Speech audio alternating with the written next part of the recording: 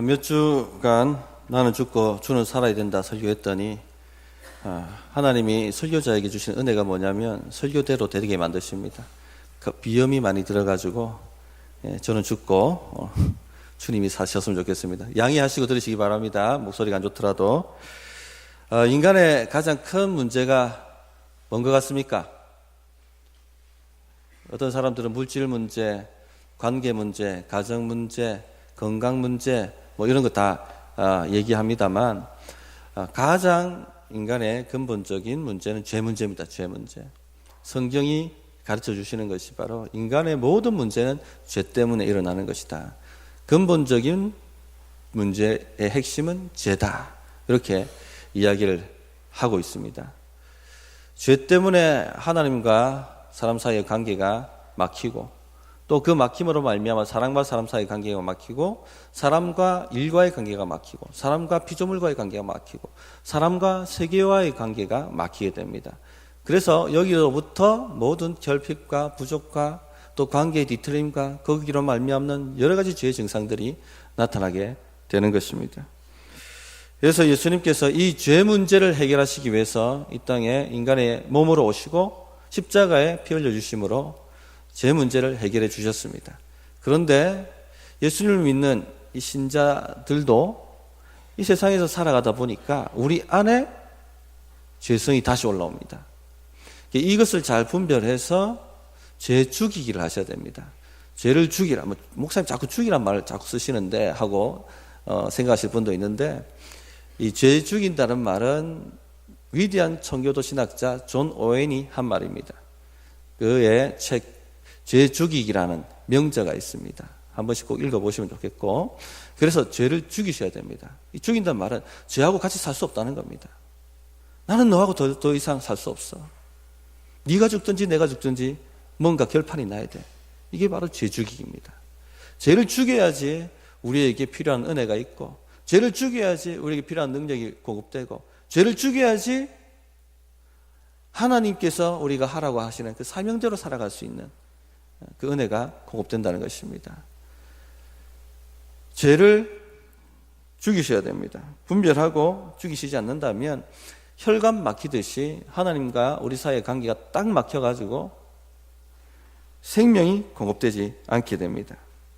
오늘 본문을 통해서 사울과 도액의 죄를 다루려고 합니다. 사울의 죄는 시기와 경쟁심이고 도액은 기회주의적인 죄입니다.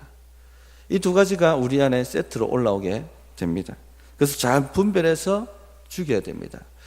진 에드워드라는 목사님이 세왕 이야기라는 책을 지으셨습니다. 거기에 보면 하나님께서 다윗을 광야에 집어넣고 사울에게 쫓김을 당하게 했던 것에는 이유가 있다. 왜 그렇게 광야 훈련을 시켰느냐 하면 다윗 안에 있는 사울을 죽이기 위해서 그렇게 하셨다. 이렇게 말씀을 합니다. 즉 다윗 안에도 사울의 죄성이 있다는 거예요. 그것을 완전히 뿌리 뽑기 전에는 하나님이 이스라엘 왕으로 세우실 수가 없었다는 겁니다. 왜? 세워놓으면 다시 사울 되니까. 그래서 광야에서 다윗 안에 사울 잡으라고 그렇게 다윗을 훈련시켰다라고 말씀을 합니다.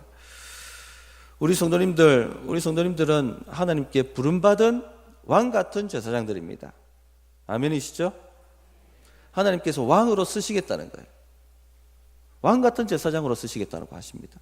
그럼 왕 같은 제사장으로 쓰임 받기 위해서는 우리 안에 이 사울과 도액의 죄를 죽여야만 합니다.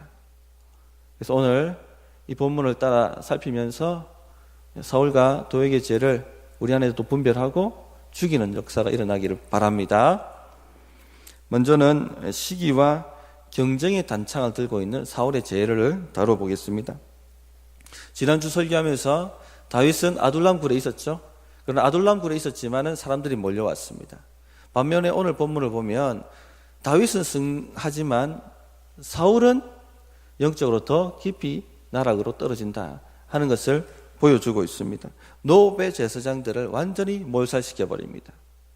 하나님의 기름 부음 받은 제사장을 완전히 몰살시키고 있습니다. 다윗은 증조모인 룻의 나라인 모압에 가서 자신의 부모를 위탁하고 그리고는 가 선지자의 지시에 따라 가지고 유다로 다시 돌아옵니다. 그랬더니 사울이 긴장을 하죠. 6절을 한번 보시기 바랍니다. 6절 한번 같이 읽어주겠습니다. 6절 같이 읽겠습니다. 시작.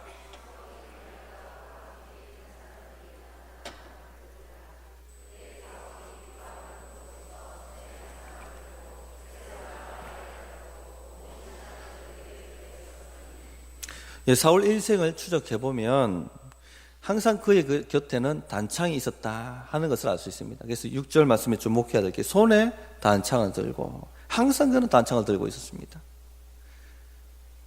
사울에게 악령이 강하게 임할 때 다윗이 수금을 타고 있었죠. 그런데 그 손에 단창이 들려 있었습니다. 사울 왕에게. 그때 사울은 다윗에게 시기심을 느꼈고 경쟁심을 느꼈습니다. 그리고는 언젠가 저 녀석이 내 자리를 차지할 거야. 내가 죽여야지 하면서 단창을 들어서 던집니다.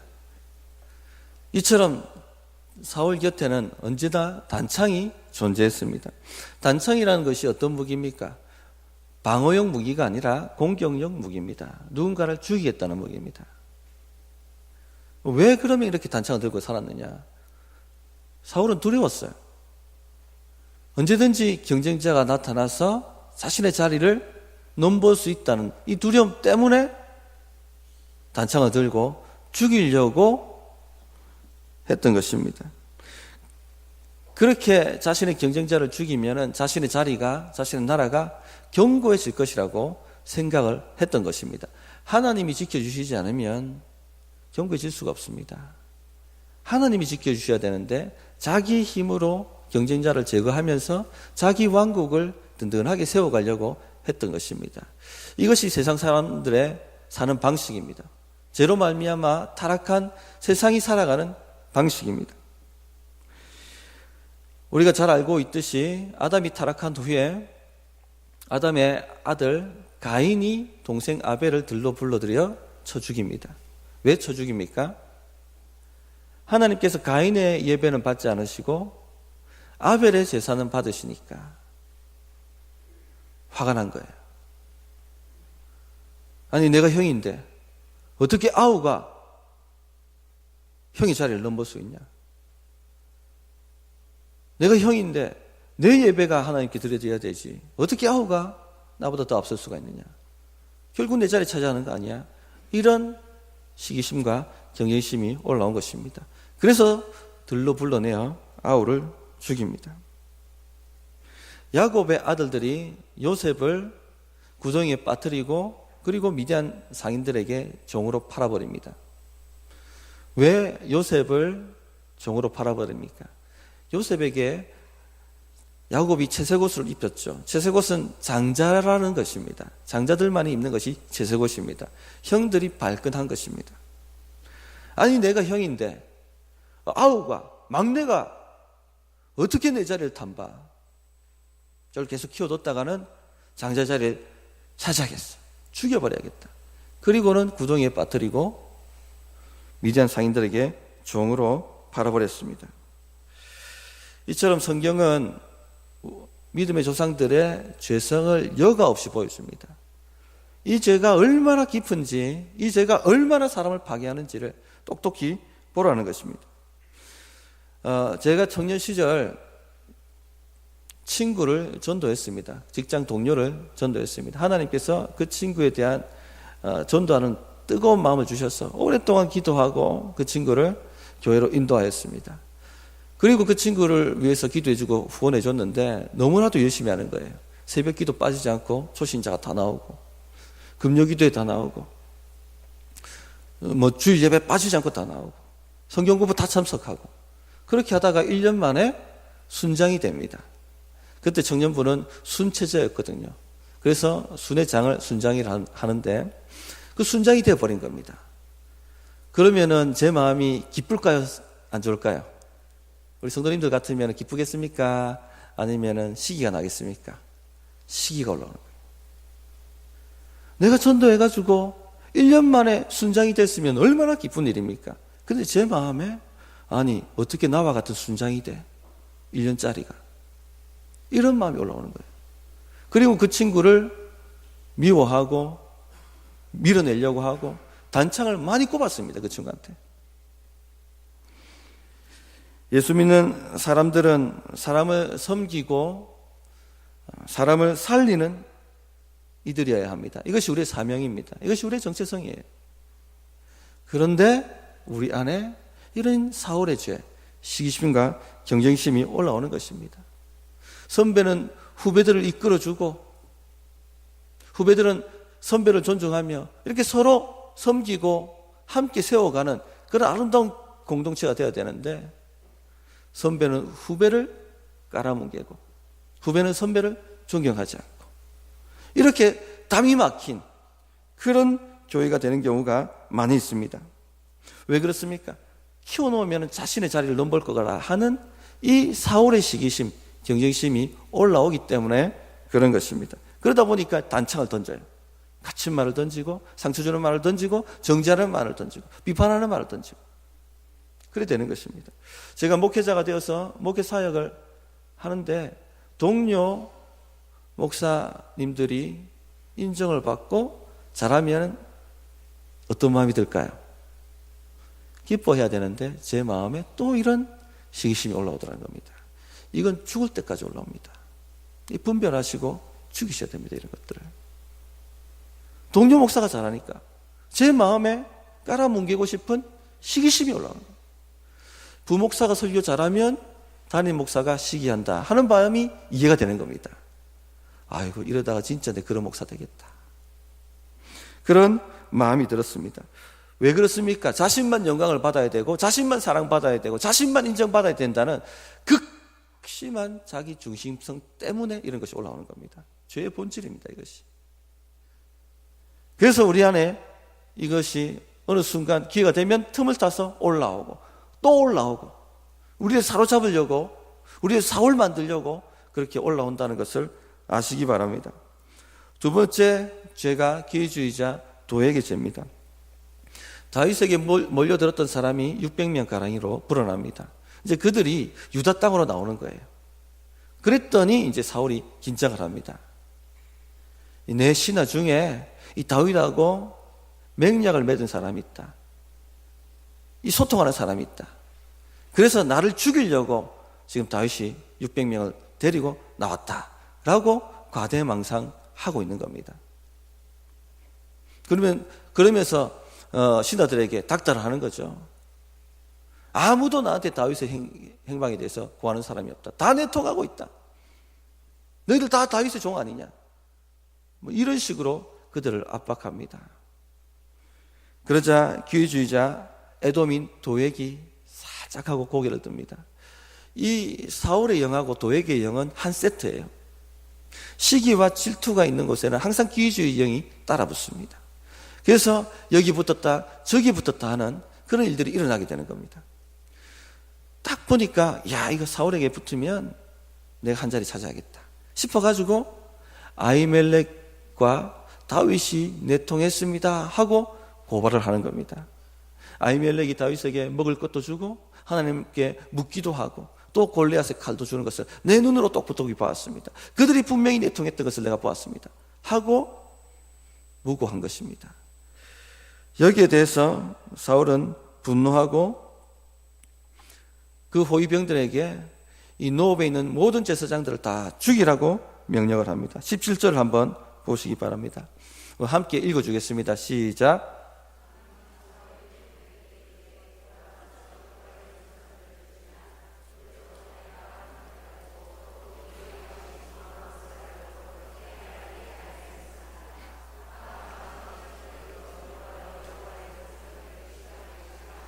아멘.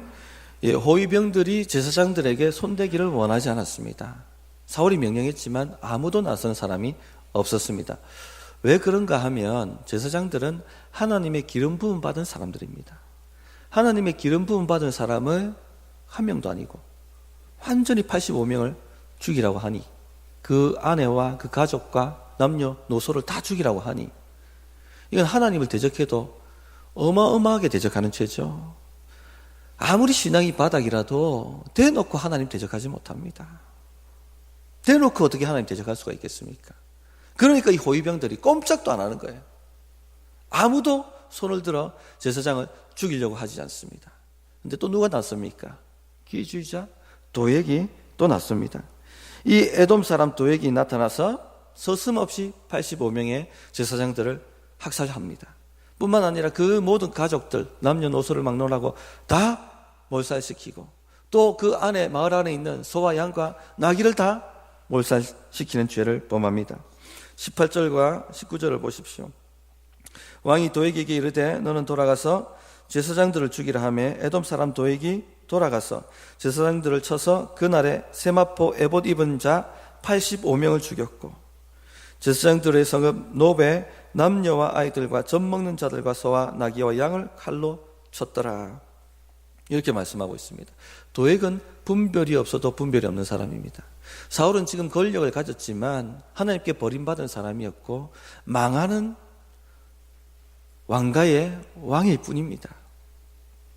잠시 세상의 권세와 부귀를 누려보겠다고 도액이 사울에게 붙은 것입니다.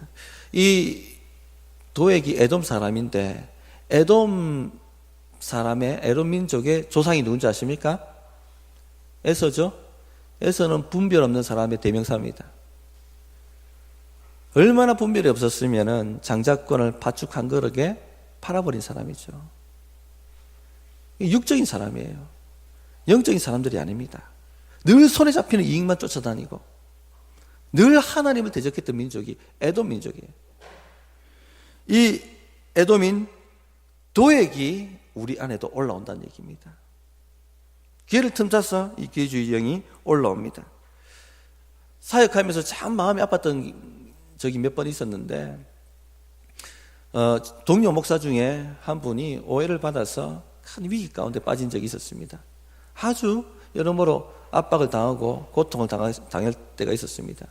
그러나 이분이 애매히 고난당한다고 알기 때문에 대신 변호해주고 대신 막아주고 또 낙심하고 좌절해 있으면 찾아가서 위로하고 격려해주고 힘을 북돋워 주어서 그 어려운 시기들을 잘 통과할 수 있도록 도와주었습니다. 그래서 오해도 벗어지게 되었고 오히려 더 신실한 사람으로 인정함을 받게 되어서 사역의 자리로 나갈 수가 있게 되었습니다. 그런데 몇 년 지난 다음에 이제 상황이 반대가 되어버린 거예요. 제가 심각한 오해를 받아서 위기 가운데 빠지게 되었습니다.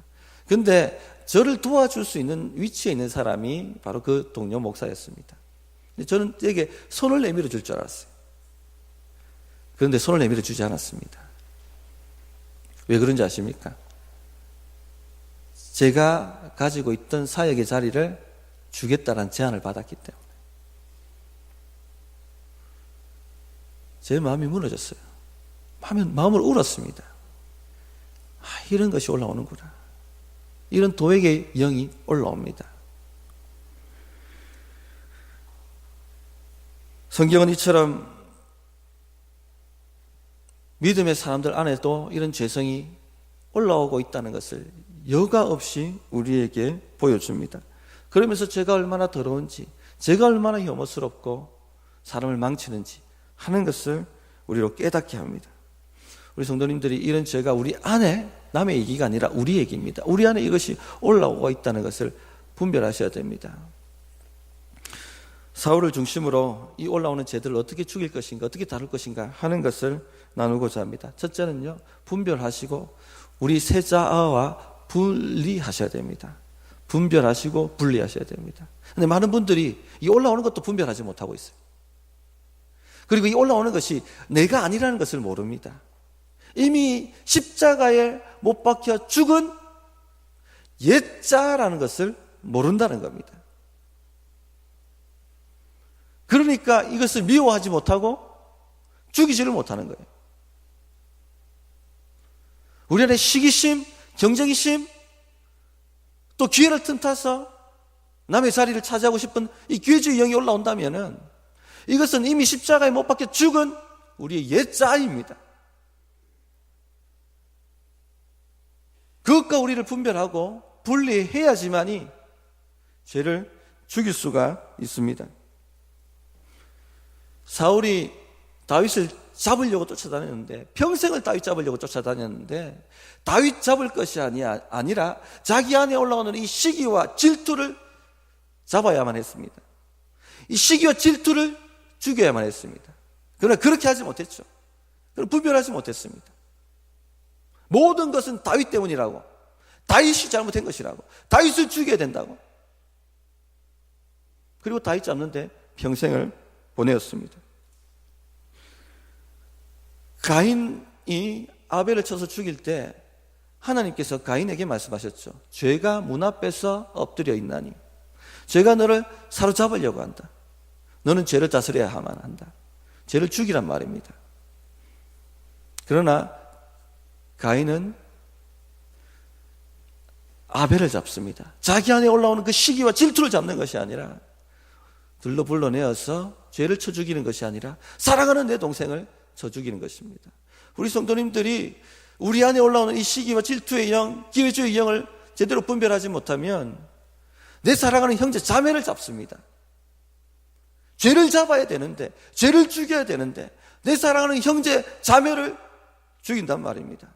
평생 그렇게 죽이려고 쫓아다니다가 인생 끝나고 버리고 많은 사람들 제가 여러 봤습니다. 분별하십시오. 분리하십시오. 더 이상 우리 자아가 아니란 얘기입니다. 새 자아가 아니란 얘기입니다. 이미 십자가에 못 박혀 죽은 옛 자아들입니다. 하나님 아버지, 제 안에 시기와 질투가 올라옵니다. 그러나 이 시기와 질투는 제 새 사람이 아닌 것을 저는 알고 있습니다. 이미 십자가에 못 박혀 죽은 옛 자아임을 저는 알고 있습니다. 하고 기도하시면서 죽이셔야 됩니다. 그렇게 한번 분리시켜 보십시오.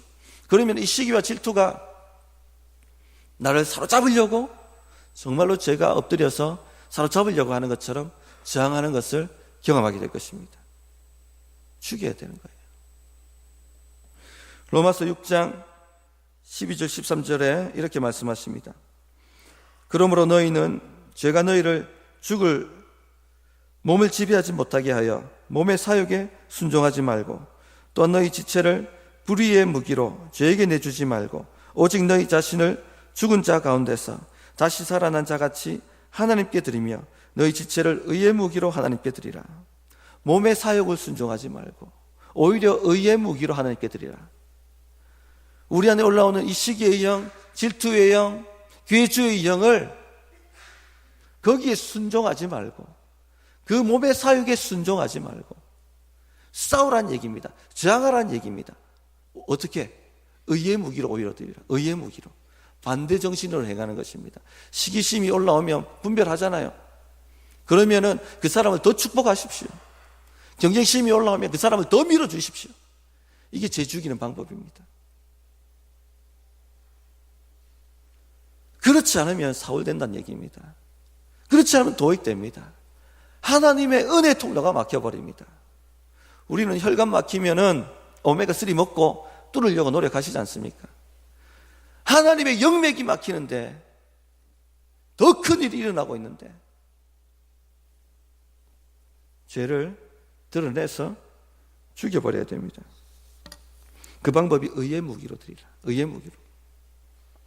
그래서 우리 신앙 선배님들은, 후배님들이 선배를 밟고 올라가도록 해주셔야 돼요. 선배 역할은 그겁니다. 어깨를 타고 올라갈 수 있도록 어깨를 내밀어 주는 겁니다. 후배들에게. 어깨를 안 내밀어 주면 그 공동체는 성장하고 발전하지 못합니다. 후배들은 선배보다 더 나은 신앙인이 되도록 선배의 어깨를 타고 올라가기를 도전합니다. 그래서 담임 목사는 부목사가 더 설교를 잘하고 더 사역을 잘할 수 있도록 후원하고 밀어주고 기도하는 그런 사람이 되어야 하겠고, 그래야지 교회의 미래가 있지 않겠습니까? 또 우리 장로님들은, 집사님들이 장로님만치 더 잘할 수 있도록, 장로님보다 더 잘할 수 있도록 기회를 주고 어깨를 내밀어 줘야 되는 것입니다.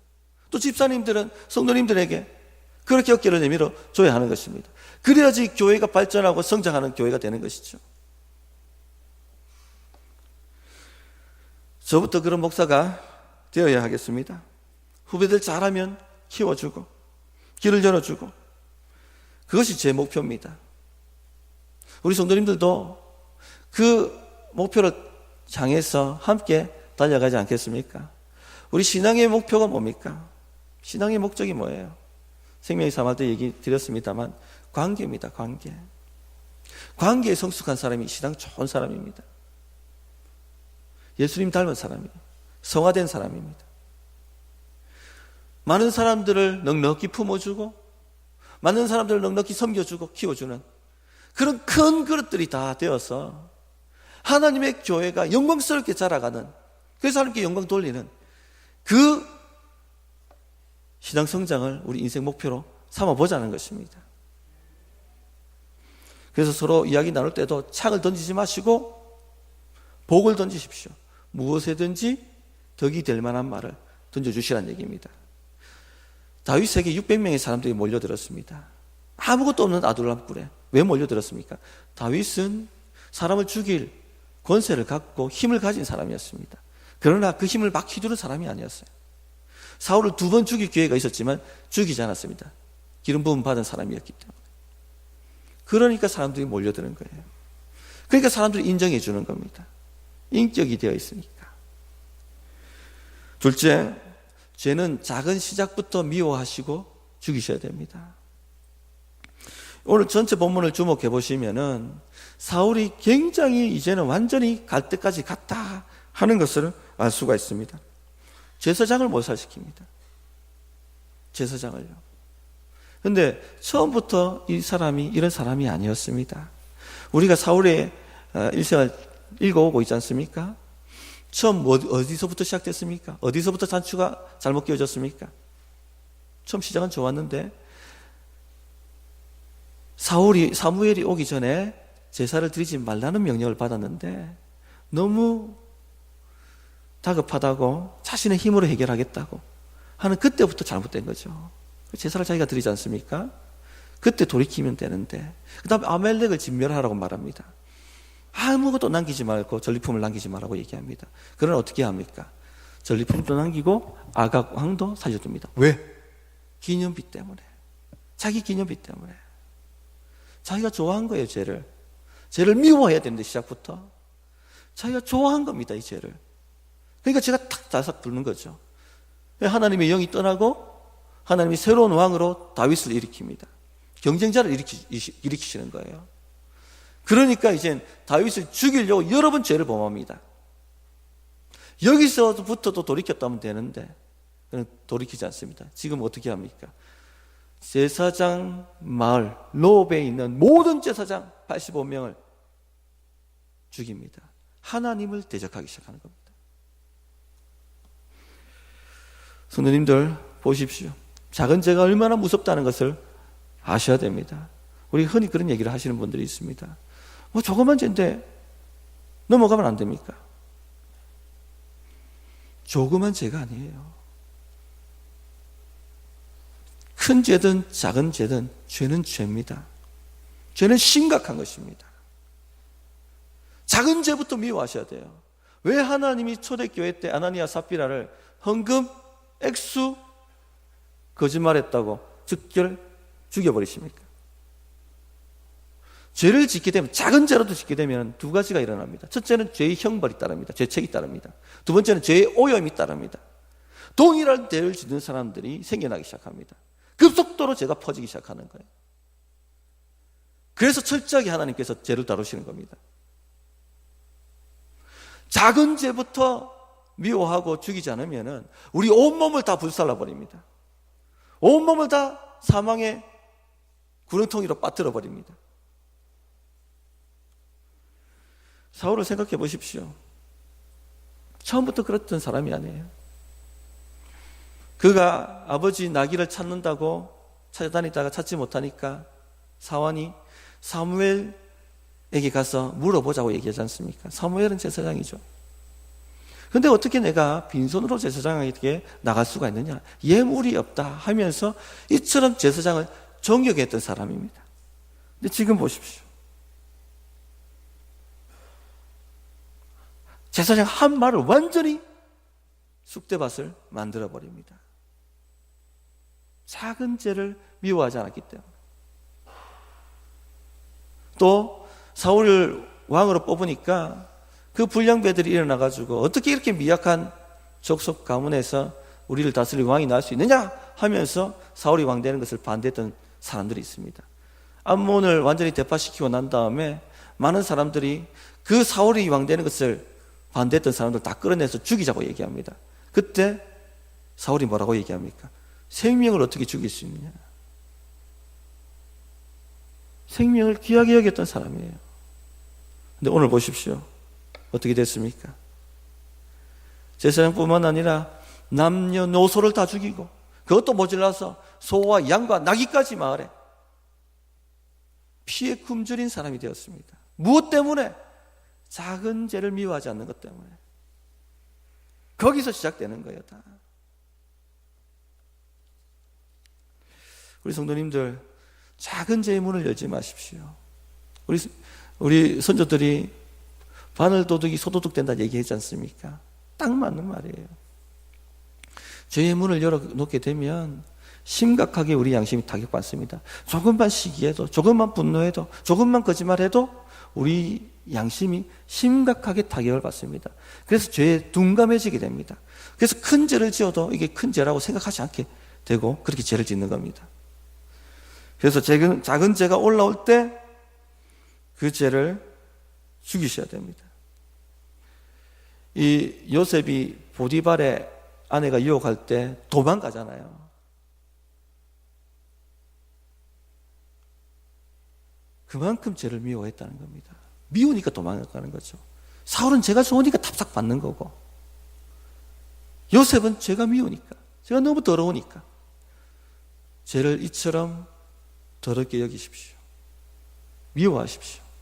그러면은 시작부터 죄를 죽일 수가 있습니다. 하나님, 저는 시기하는 것이 싫어요. 시기심을 품고 살아가는 것이 너무너무 싫어요. 저는 여기 붙었다 저기 붙었다 이렇게 권력 쫓아다니는 그런 것 너무 싫어요, 하나님. 이렇게 고백을 하셔야 됩니다. 그리고 난 다음에 너는 더 이상 나를 주장할 것이 없는 죽어버린 옛자라고 선포하고 십자가에 못 박는다고 선포를 하셔야 되는 것입니다.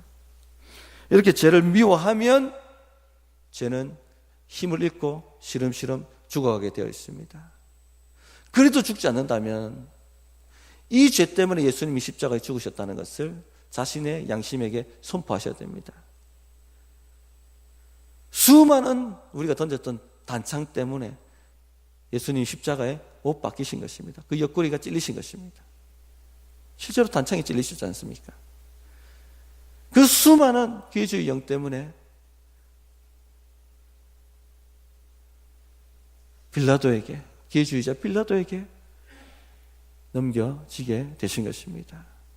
그러므로 작은 죄라도 우리 안에 일어나는 것이 있다면 십자가에 못 박는 우리 성도님들 다 되시기를 바랍니다. 마지막 한 말씀 하고 마무리하도록 하겠습니다. 루터가 그런 말씀을 하셨어요. 새가 머리 위에 날아다니는 것은 막을 재간이 없다. 그러나 새가 머리 위에 둥지를 트는 것은 막을 수가 있다. 우리 마음에 사울의 영과 도액의 영이 올라오는 것을 막을 수는 없습니다. 그런 것은 항상 올라오게 되어 있어요. 그러나 그것이 우리 안에 둥지를 틀고 요새를 만드는 것은 충분히 막을 수가 있습니다. 그래서 죄를 미워하시고 죄를 대적하시면서 하나님의 은혜가 막히지 않는 한 주간의 삶이 되시기를 바랍니다. 어떻게 응답해야 될지 1분간 기도하겠습니다.